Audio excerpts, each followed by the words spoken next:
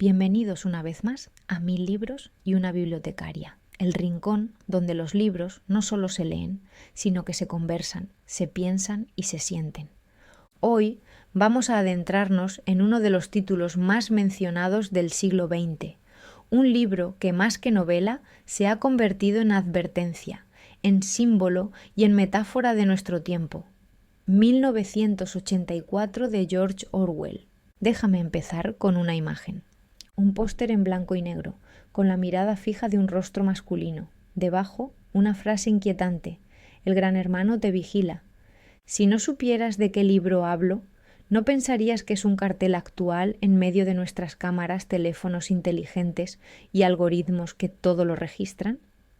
Ese es el poder de 1984. Aunque fue escrito hace más de 70 años, todavía parece estar describiendo nuestro presente. Hoy te invito a que lo exploremos juntos, no como un libro lejano y académico, sino como una advertencia viva, como una historia que nos habla al oído y nos hace preguntas incómodas. ¿Qué ocurre cuando la verdad deja de importar?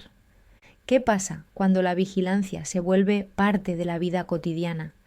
¿Y qué queda de nuestra libertad cuando hasta los pensamientos se convierten en delito? Soy Alicia, tu bibliotecaria de confianza, y como cada semana no vengo solo a recomendar un libro, vengo a vivirlo contigo, a abrir sus páginas, a escuchar sus ecos y a preguntarnos juntos si todavía queda espacio para resistir. Prepárate, porque hoy, en este episodio, nos enfrentamos al Gran Hermano. Para entender 1984, tenemos que mirar primero al hombre detrás de sus páginas, George Orwell. Su verdadero nombre era Eric Arthur Blair. Nació en 1903 en la India, que en aquel momento era colonia británica.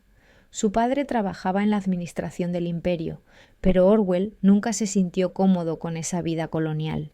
De niño fue enviado a estudiar a Inglaterra. Allí vivió la desigualdad de primera mano, becado entre hijos de familias ricas, siempre consciente de ser el pobre entre privilegiados. Esa experiencia lo marcó profundamente. Desde entonces, la injusticia social y la opresión serían los grandes temas de su obra. De joven, trabajó en Birmania como policía colonial, pero pronto se sintió cómplice de un sistema injusto y lo abandonó. Esa renuncia fue su primera forma de rebelión personal contra la tiranía. Después vino otra etapa decisiva. Orwell decidió vivir entre los pobres, en París y Londres, trabajando en oficios humildes, escribiendo sobre la vida de los marginados. De ahí nació su primer gran libro, Sin Blanca en París y Londres. Pero el momento clave llegó en los años 30, cuando viajó a España a luchar en la Guerra Civil. Sí, Orwell no fue solo escritor, fue combatiente, se unió al bando republicano contra el fascismo y allí conoció la traición, la propaganda, la manipulación política. Fue herido en el cuello, casi murió y tuvo que huir perseguido por el mismo bando en el que había luchado. Esa experiencia le enseñó dos cosas. 1. Que los totalitarismos pueden disfrazarse de cualquier ideología. 2. Que el lenguaje es el campo de batalla más importante. Quien controla las palabras, controla la realidad. En 1945 publicó Rebelión en la Granja, una fábula contra el estalinismo que lo hizo mundialmente famoso. Pero su obra más ambiciosa y oscura llegaría pocos años después. Enfermo de tuberculosis, aislado en una isla escocesa, Orwell escribió 1984. Fue su testamento literario y político, publicado en 1949, un año antes de su muerte. Piensa en esto, un hombre joven aún, pero gravemente enfermo, encerrado entre el mar y la enfermedad, escribiendo una advertencia desesperada al mundo. Eso es 1984, la voz de alguien que sabía que le quedaba poco tiempo, pero que quería dejar una huella imborrable. Para leer 1984 necesitamos viajar al mundo de finales de los años 40. Europa acababa de salir de la Segunda Guerra Mundial. El nazismo había mostrado hasta dónde podía llegar el fanatismo y la manipulación de masas. Al mismo tiempo, la Unión Soviética de Stalin se había consolidado como una potencia, con purgas, campos de trabajo y un culto a la personalidad aterrador. La Guerra Fría empezaba a dividir el mundo en dos bloques, Estados Unidos y sus aliados, frente a la URSS y los países comunistas, y en medio millones de personas que temían un nuevo conflicto, esta vez nuclear. Era una época de propaganda masiva, de censura, de vigilancia política, de sospecha constante. Orwell, con su experiencia en España y su mirada crítica hacia los totalitarismos, tomó todo esto y lo convirtió en una ficción universal. El Gran Hermano recuerda al culto a Stalin o a Hitler, esos líderes convertidos en dioses.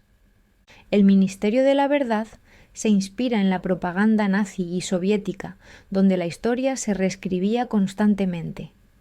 La policía del pensamiento refleja los sistemas de vigilancia y delación de las dictaduras.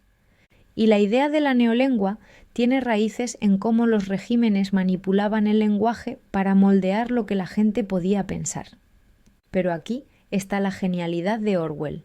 No se quedó en una crítica al comunismo o al fascismo, fue más allá.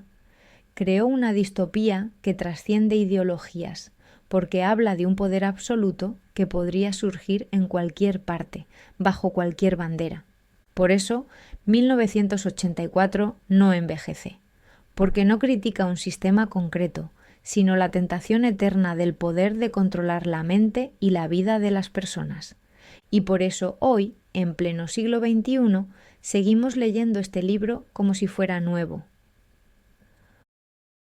Cuando 1984 salió a la luz en junio de 1949, George Orwell estaba ya gravemente enfermo de tuberculosis. Apenas pudo ver la repercusión de su obra, pero lo cierto es que fue un terremoto inmediato. La crítica quedó dividida. Algunos lo acusaron de pesimista en exceso, incluso de paranoico. Otros lo aclamaron como una advertencia necesaria para un mundo que acababa de salir de la guerra y se adentraba en la Guerra Fría. El impacto fue tan grande que el término orwelliano empezó a usarse casi de inmediato para describir cualquier situación de manipulación política, control social o vigilancia excesiva.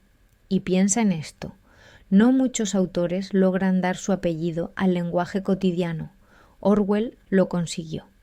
La novela fue traducida rápidamente a numerosos idiomas y prohibida en algunos países con regímenes autoritarios, lo que solo aumentó su prestigio como libro incómodo. En Occidente se convirtió en lectura obligada para comprender los peligros del totalitarismo. Con los años, su influencia no hizo más que crecer. 1984 fue leído tanto en escuelas como en universidades, citado en debates políticos, llevado al cine y a la televisión e incluso usado en manifestaciones y protestas sociales de todo tipo. La imagen del Gran Hermano saltó del libro a las pancartas y después a la cultura popular, desde programas de televisión hasta debates sobre Internet y vigilancia digital. Hoy, más de 70 años después, sigue vendiendo cientos de miles de ejemplares cada año. Y lo más inquietante es que nunca parece perder vigencia. Cada generación encuentra en él un espejo de sus propios miedos. Podemos decir, sin exagerar, que 1984 no es solo una novela, es un lenguaje compartido para hablar de la libertad, el poder y la verdad. Ahora que conocemos a Orwell y al contexto en el que nació esta obra, es hora de adentrarnos en la historia misma. 1984 transcurre en Oceanía, una de las 3 superpotencias que se reparten el planeta. Todo está controlado por el partido, cuya figura visible es el Gran Hermano. La trama sigue a un hombre corriente, Winston Smith. Trabaja en el Ministerio de la Verdad, donde su tarea consiste en reescribir la historia. Si hoy Oceanía está en guerra con Eurasia, pero ayer estaba en guerra con Stasia, Winston tiene que falsificar periódicos, borrar pruebas y alterar los registros para que todo encaje con la versión oficial. Imagina eso por un momento, que tu trabajo sea convertir la mentira en verdad cada día, que lo que recuerdas no importa, porque siempre habrá una nueva versión oficial. Las casas en este mundo están equipadas con telepantallas que transmiten propaganda, pero también vigilan. El control es constante. Y lo más terrible, existe algo llamado crimental, el crimen de pensamiento. No basta con obedecer. Debes pensar lo correcto, amar al partido, creer lo que el partido dice, incluso si contradice lo que ves con tus propios ojos. Un día, Winston hace un pequeño gesto de rebeldía. Compra un cuaderno y escribe un diario. Ese acto, para nosotros tan sencillo, allí es un delito mortal. Escribir libremente es atreverse a existir como individuo. Más adelante conoce a Julia, una joven que, al igual que él, se atreve a desafiar en secreto al sistema. Su relación es peligrosa, pero representa un soplo de libertad y de humanidad. En contraste está O'Brien, un miembro del partido interior, seductor, ambiguo, que parece ofrecer complicidad, pero que encarna el poder más absoluto. Y siempre, como una sombra, el gran hermano, que no es un individuo real, sino un símbolo de la vigilancia eterna. La historia de Winston y Julia es la historia de un amor frágil en medio de un sistema diseñado para aplastar cualquier chispa de rebeldía. No voy a contarte el final, porque quiero que lo vivas en la lectura, pero sí quiero que recuerdes esto. 1984 no es solo la vida de Winston. Es un retrato de cómo un sistema puede controlar no solo lo que haces, sino lo que piensas, lo que recuerdas, incluso lo que sientes. Uno de los motivos por los que 1984 sigue siendo tan actual es porque sus temas no han envejecido. Vamos a ver algunos de los más poderosos. 1. La vigilancia total. En el libro, las telepantallas lo registran todo. Hoy llevamos la telepantalla en el bolsillo, el smartphone, nuestros gustos, nuestras búsquedas, nuestras ubicaciones, nuestros contactos. Todo queda registrado. En algunos países incluso existe un sistema de crédito social que recuerda demasiado a la policía del pensamiento. Orwell imaginó un mundo donde el miedo mantenía el control. Hoy, muchas veces, somos nosotros quienes aceptamos el control a cambio de comodidad. La pregunta es inevitable. ¿Hasta dónde cedes tu privacidad por un poco de confort digital? Segundo, el lenguaje como arma. En 1984 existe la neolengua, un idioma diseñado para limitar las palabras y con ellas las ideas. Si no tienes la palabra libertad, no puedes desearla. Si no existe la palabra rebeldía, no puedes imaginarla. Hoy, las redes sociales también reducen el debate a hashtags, a frases cortas, a eslóganes fáciles de compartir. Las palabras complejas se convierten en etiquetas que pierden matices, y está el doble pensar, creer dos cosas opuestas al mismo tiempo. La guerra es la paz, la libertad es la esclavitud, la ignorancia es la fuerza. ¿Te suena? Basta mirar titulares políticos o discusiones online para encontrar ejemplos. Pregunta para ti. ¿Has notado cómo a veces el lenguaje cambia de sentido según quien lo use? 3. El control de la historia. En el Ministerio de la Verdad, Winston reescribe periódicos para que el pasado siempre coincida con la versión oficial del presente. Hoy, en la era digital, esto también ocurre. Tweets borrados, noticias eliminadas, fotos editadas, deepfakes que parecen reales. La historia ya no está en piedra, está en la nube, y la nube se puede manipular. Lo más peligroso no es que creas en la mentira.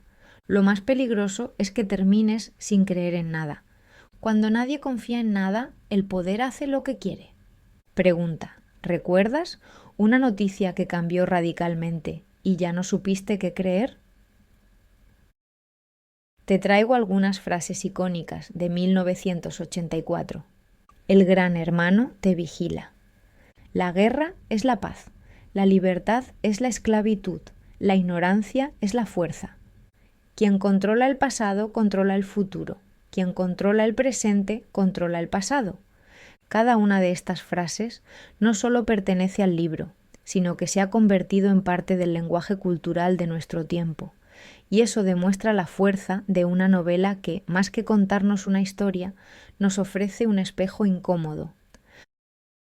Como bibliotecaria, cada vez que alguien se acerca al mostrador y me pide 1984, siento una mezcla de emoción y de advertencia. Emoción, porque sé que esa persona está a punto de abrir un libro que no se olvida, un libro que deja huella y que cambia la forma en que miras el mundo. Advertencia, porque 1984 no es un libro amable, no es un refugio, es una sacudida. Y no todo el mundo está preparado para recibirla en el momento en que lo toma en sus manos. ¿Por qué lo recomendaría? Porque despierta preguntas incómodas, y eso es lo que hace crecer. Porque es un libro que enseña a desconfiar de las verdades absolutas, porque te obliga a pensar en el poder de las palabras y de la memoria. ¿A quién se lo recomendaría? A estudiantes, jóvenes y adultos que quieran comprender cómo funcionan la manipulación y la propaganda. A cualquier lector que busque un clásico que dialoga directamente con nuestro presente. A personas interesadas en política, historia y filosofía. ¿A quién no? A quienes estén buscando una lectura ligera o escapista, a quienes necesiten un libro para relajarse sin pensar demasiado. 1984 incomoda, y esa es justamente su función. Yo suelo decirlo así: si quieres un libro para entretenerte, tal vez no sea este. Si quieres un libro para despertar, es exactamente este. Y quizás esa sea la razón por la que 1984 sigue vivo en cada biblioteca, porque no nos acaricia, nos sacude.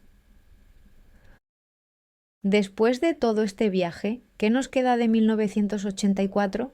Para mí, como bibliotecaria, lo más impactante de este libro es cómo te obliga a pensar en lo cotidiano de otra manera. Cuando un lector me pide este título, suelo advertirle: prepárate. No es un libro para evadirte, es un libro para enfrentarte a preguntas incómodas. Y esa es la grandeza de Orwell. No nos dio una historia para entretenernos, sino un espejo. La pregunta que late en todo el libro es: ¿qué parte de tu libertad cedes sin darte cuenta? Hoy no necesitamos un gran hermano físico, lo llevamos en el bolsillo, lo aceptamos en los términos y condiciones, lo alimentamos con cada clic. Por eso, quiero proponerte un reto literario inspirado en Orwell. Lo he llamado Reto #Orwell en tu semana.